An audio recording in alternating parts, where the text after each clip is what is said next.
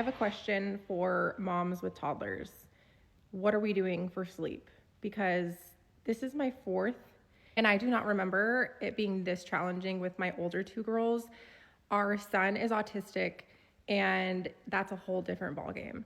He sleeps in it's kind of like a cubby bed, so it zips up so he can't get out. We have to put a lock on the outside of his door just to add a layer of protection so that if he happened to get out of his bed, he wasn't wandering in the middle of the night because he doesn't understand the concept of danger. That's a whole different topic for another day.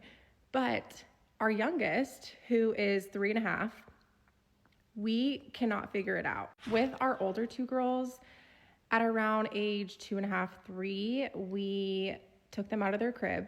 And then I vaguely remember this stage of my life. I have the worst memory. I'm sure a lot of my followers will probably know more than I do at this point. They'll be like, no, you did this. And I'm like, oh, I did?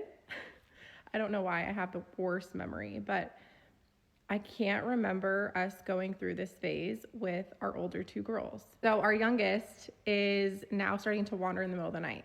We've tried putting a lock on her door for this reason because it's very alarming to have them wandering around in the middle of the night when no one is awake and they're that young and they can get into who knows what.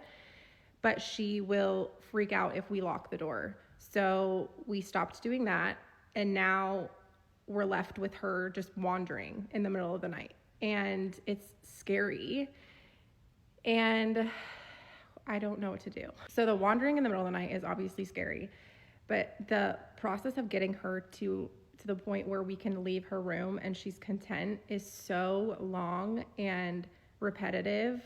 We have to do and say the same phrases over and over and over again, and if we don't say them back, then it retracts her back to the very beginning. We have to start all over, and I do not remember this with my older two, and I am just like, oh my gosh, is this just a phase? Is this gonna be forever?